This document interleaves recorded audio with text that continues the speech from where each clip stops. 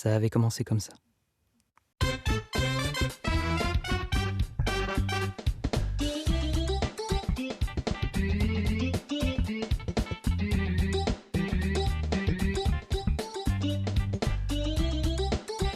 Vous connaissez ce genre de moment ? Game over.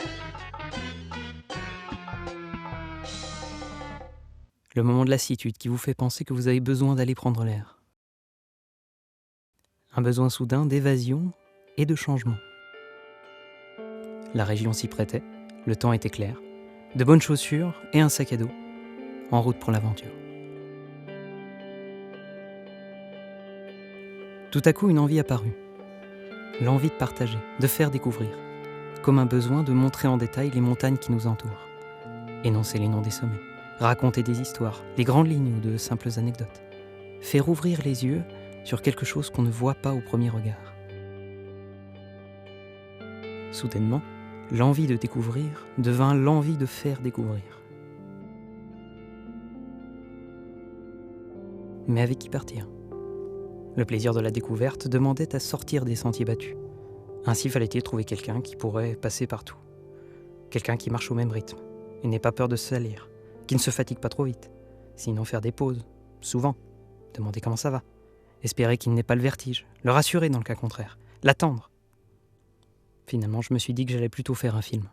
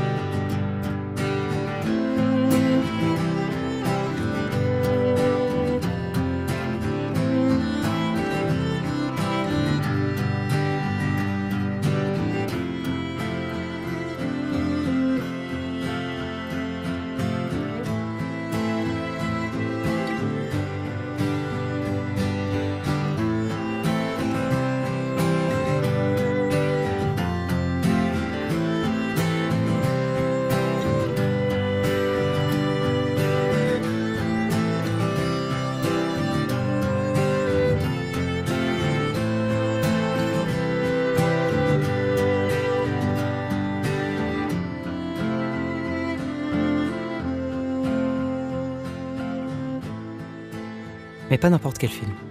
Un documentaire. Sur ma région, la Vallée d'Eau. Un documentaire comme sur France 3 et Arte, avec des images chocs et un reporter intrépide. Mais je n'avais pas de reporter intrépide.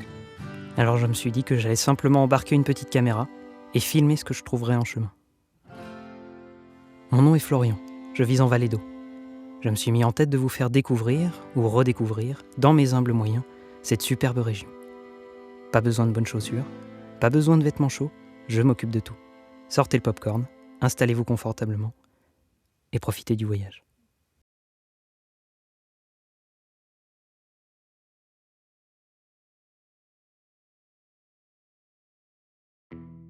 Bienvenue dans le Chablais, au nord-est de la Haute-Savoie. Notre voyage commence sur les rives du Léman, plus grand lac d'Europe occidentale, qui marque la frontière avec la Suisse. Pour des raisons de sécurité, nous vous déconseillons vivement d'utiliser le nom lac de Genève lors de votre séjour. Pour se rendre en Vallée d'Eau, il suffit simplement de suivre, à partir de Thonon-les-Bains, la D902, plus connue sous le nom de Route des Grandes Alpes. Cet itinéraire mythique, créé au début du XXe siècle pour rallier les rives du Léman au bord de la Méditerranée. Une traversée des Alpes françaises, du nord au sud, en passant par les plus hauts cols et les plus beaux massifs. À l'origine, cette route n'était pas censée passer par la Vallée d'Eau, mais par celle du Brevon, sa voisine, via Bellevaux. C'est seulement après un certain jeu d'influence et quelques discussions qu'on décida de faire passer l'itinéraire par Morzine et le col d'Égée.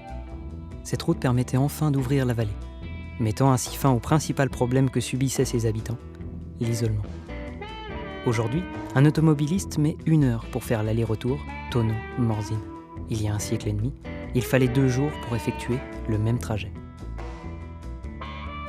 Pour comprendre cette situation, il suffit d'observer la vallée en elle-même. Étroite, celle-ci est fermée sur elle-même par 2 barrières naturelles, les gorges de Bioge et d'Étine. 2 murailles de roches bloquant le passage, dans lesquelles la Drance, à force d'érosion, a creusé un étroit chemin. La gorge d'Étine est sans doute la plus impressionnante des 2. La barrière rocheuse est ici littéralement coupée en 2 par le travail de l'usure. une faille de 70 mètres de haut dans laquelle s'engouffre la rivière.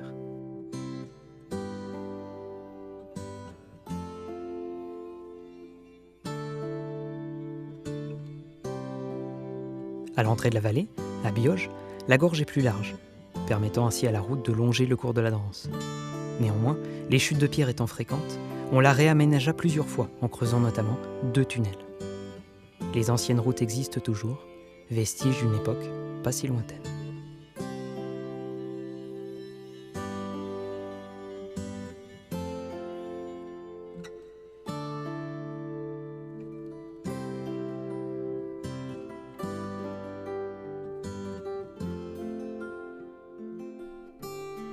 Avec l'ouverture de la route des Grandes Alpes, vint l'affluence. On vit passer des curistes d'Évian, remontant la route mythique en direction de Chamonix.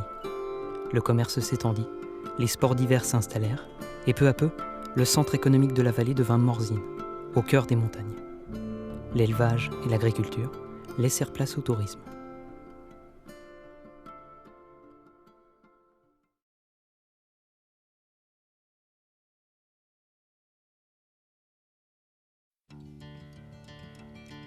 Ah, les montagnes, le fromage, les vaches. On sera d'accord pour dire que malgré l'évolution de la vie dans ces montagnes, traditions et folklore ont été préservés. C'est d'ailleurs ce qui fait le sel de ce genre de région. Le retour aux sources, la tome de chèvre achetée à la fruitière du coin, le son des cloches dans les alpages, le petit chalet et son toit de Tavaillon, le chant du coq à 6h du matin et les bousses de vaches le long du sentier.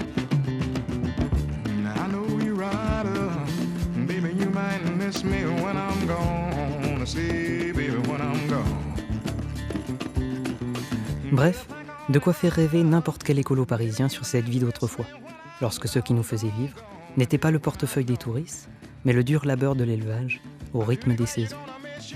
Un temps qui n'est généralement regretté que par ceux qui ne l'ont pas connu. Est-ce une envie de tourner la page ? Un refus de regarder en arrière ? Si notre mode de vie a su conserver l'importance de certaines traditions, on ne peut pas en dire autant du patrimoine historique. En Vallée d'Eau, celui-ci a pendant longtemps sombré dans l'oubli. De ce fait, le meilleur exemple est évidemment celui de l'abbaye d'Eau. 900 ans d'histoire dans ces ruines, de l'arrivée des moines dans la vallée au XIe siècle à sa destruction en 1823, en passant par la Révolution française. Un véritable monument de notre passé, de quoi faire rêver n'importe quel amateur d'histoire. C'est pourtant cette même abbaye que les habitants de Saint-Jean-d'Eau firent exploser pour récupérer ces pierres. Pendant presque 80 ans, on vint se servir dans les décombres pour reconstruire des ponts, des maisons ou même l'église paroissiale 2 kilomètres plus loin. Ce qui était autrefois le centre du pouvoir dans la vallée, aux mains des moines, n'est plus qu'une carrière au XIXe siècle. Il faudra attendre 1902 et le classement des ruines comme monument historique pour qu'on cesse de venir taper dedans. Et encore un siècle de plus, en 2007, avec l'ouverture du domaine de découverte de la Vallée d'Eau, pour que l'abbaye retrouve sa gloire d'antan. Il nous est alors possible de redécouvrir la vie de ces moines qui ont régné en maîtres sur la vallée pendant plusieurs siècles. On en vient alors à fouiller la région, à travers plusieurs endroits, coins et recoins, ruines oubliées et discrets monuments, les traces de notre passé. Sur le chemin qui mène de Saint-Jean-d'Eau au Bio, par exemple. Ici, trône l'oratoire de Saint-Guérin, l'un des moines fondateurs de l'abbaye, devenu le saint patron de la Vallée d'Eau. Détail plutôt curieux, bien avant la construction de cet oratoire, cet emplacement en bord de route était celui des potences de l'abbaye, là où on exécutait les criminels, ainsi que ceux qui s'opposaient à l'autorité des moines.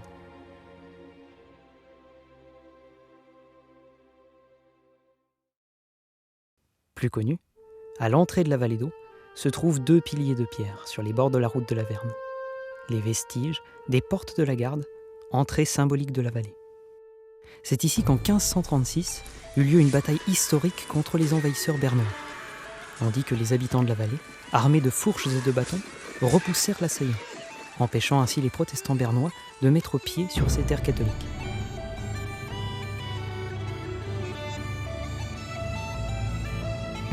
Envie de fouiller encore un peu plus ? Il suffit alors de se rendre auprès des tunnels de Bioge. Sur la rive gauche de la Dranse, à proximité de l'ancienne route désaffectée, se cache une large grotte bien peu connue. Passez sous le pont, longez la rivière, et vous y êtes.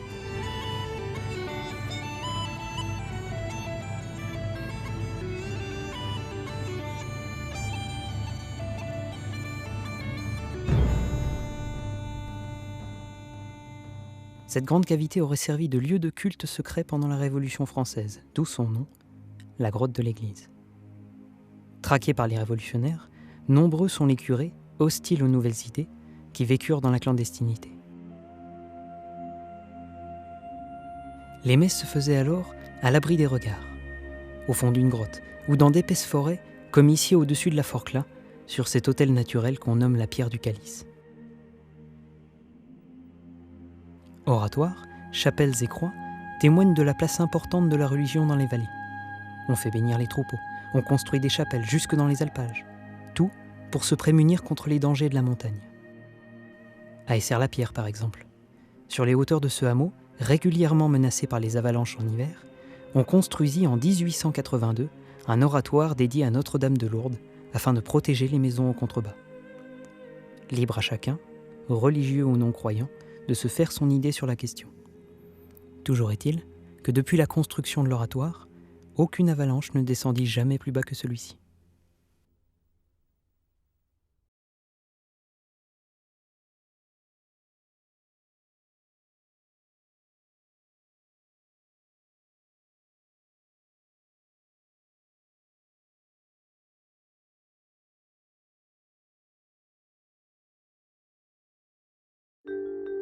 Remontons le temps d'au moins 3 siècles. Oubliez le ski, la randonnée et l'alpinisme. Une époque où la montagne ne sert à rien. Pire même, elle cause des accidents, des avalanches, des éboulements. Toutes sortes de phénomènes inexpliqués, probablement dus à des forces sournoises et maléfiques qui rôdent sur les sommets. Une époque où le plus haut sommet des Alpes ne porte pas encore le nom de Mont Blanc, mais montagne maudite. Dans ce contexte, il est plus facile de comprendre l'origine des noms inquiétants baptisant nos montagnes. Grotte du diable, Mont maudit et autres diablerets. La vallée d'Eau n'y fait pas exception et on trouve chez nous bon nombre de lieux susceptibles d'attiser l'imagination du voyageur. Le plus connu se trouve à l'entrée de la vallée, près du hameau du Jauty. Au milieu d'une forêt de hêtres centenaires, s'étend un gouffre étroit de 60 mètres de profondeur dans lequel la Drance circule, les gorges du Pont du Diable. De la même manière que la gorge d'Étine, la rivière a ici rencontré une barrière de roches calcaires très dure qui lui bloquait le passage. À force d'érosion, l'eau a creusé son chemin, ouvrant une impressionnante faille. La particularité de cette gorge vient des énormes blocs de roches qui la recouvrent en partie, suite à un éboulement. L'un de ces blocs forme un pont naturel au-dessus du gouffre. Un passage glissant et non aménagé qui servait autrefois de raccourci pour traverser la rivière. Un chemin dangereux, emprunté uniquement par ceux qui ne craignaient pas d'approcher cet abîme insondable, d'où son nom, le Pont du Diable.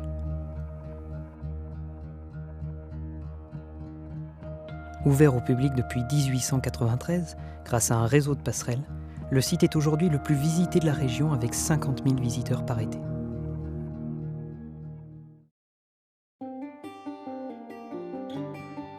Grimpons un peu et quittons le fond de vallée pour atteindre les sommets.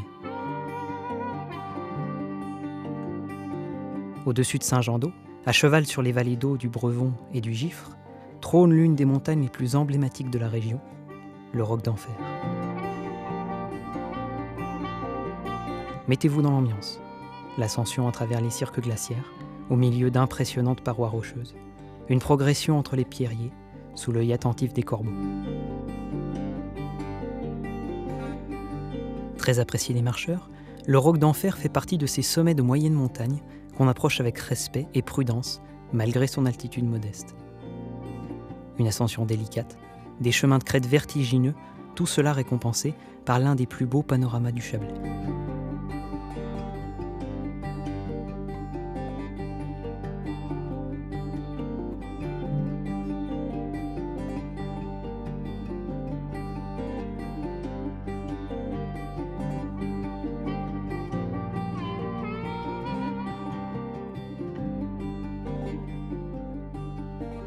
Mais s'il est un endroit dans la vallée d'eau qui se prête à l'exploration, l'escalade et la randonnée, c'est bien la vallée de la Manche.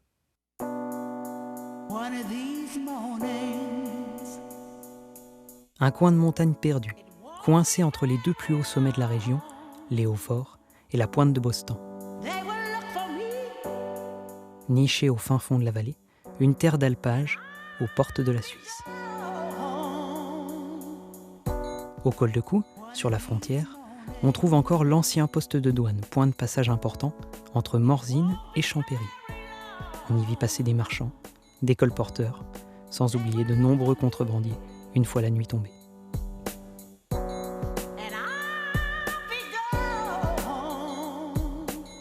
Plus qu'ailleurs, la vallée de la Manche regorge de coins à explorer. Des falaises escarpées, des grottes plus ou moins profondes, cachées dans les flancs de la plus haute montagne du Chablais.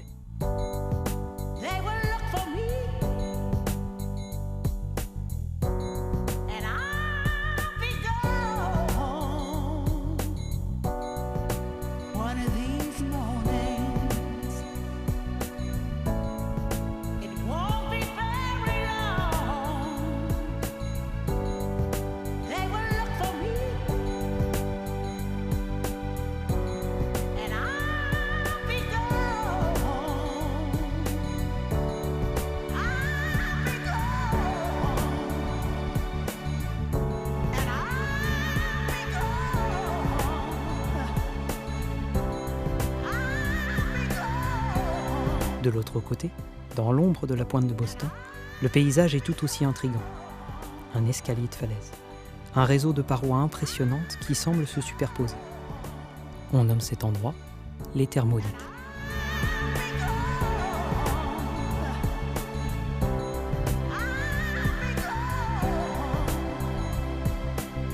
Un paysage de roches et d'eau dans lequel naissent plusieurs sources, dont celle de la Drance.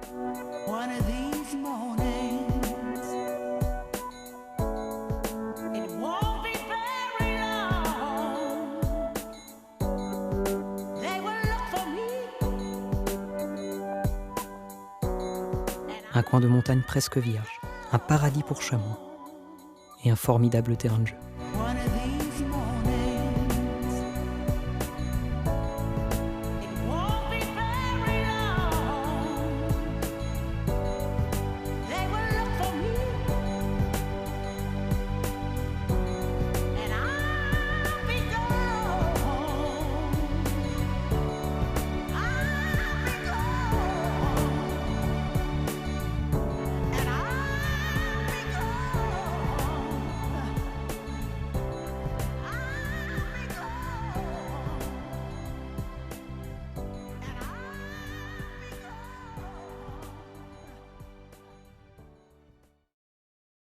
Et puis, impossible de terminer ce chapitre sans vous parler d'une des plus sombres légendes de la vallée. L'histoire d'une bête mythique qui hanta nos contrées. Car sur ces terres, propices aux contes et aux mystères, il fallait un être fantastique, une créature errante, pour effrayer le passant et faire manger leur soupe aux petits-enfants. La rumeur d'un monstre, tel l'abominable homme des neiges ou la bête du Gévaudan. Mais chez nous, il n'est nulle question d'un loup sanguinaire ou d'un géant velu à grands pieds. Non, la bête qui hante les montagnes de la vallée d'eau est une vache. La légende de la vache noire, une créature fantôme qui aurait hanté les alpages de l'An sous la pointe de Nanteau, terrorisant les alpagistes. Une histoire étrange, appuyée par plusieurs témoignages. Pour bien comprendre l'origine d'une telle légende, il faut se rappeler qu'il n'y a pas si longtemps, on se disputait les alpages. Chaque commune voulait de la place pour ses troupeaux, et cela donnait souvent lieu à de grosses disputes entre les villages. Ainsi, l'alpage de l'An était partagé entre les paysans de Saint-Jean-d'Eau, qui possédaient officiellement ces terres, et ceux du Biot et de Montrion. La légende raconte donc qu'une vache fantôme venait semer la terreur sur l'alpage, rendant fous les troupeaux et chassant les paysans qui n'étaient pas de Saint-Jean-d'Eau. Là aussi, libre à chacun de se faire son avis.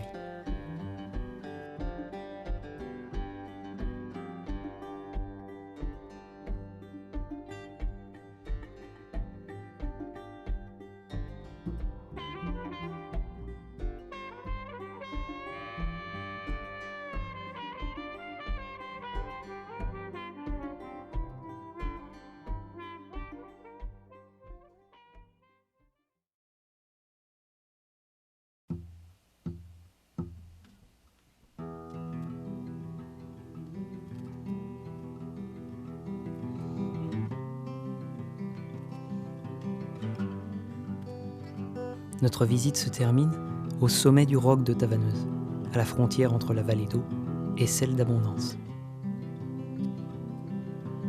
Il y aurait encore bon nombre de choses à raconter sur la région, bon nombre d'endroits à découvrir ou redécouvrir. Il n'y a en vallée d'eau aucune cime inaccessible, aucun col infranchissable. Un sac à dos et de bonnes chaussures suffisent ainsi à explorer de fond en comble ce coin de montagne. Pas d'alpinisme, d'exploits sportifs ou de conquête de l'impossible. Simplement l'envie de voir le monde d'un peu plus haut.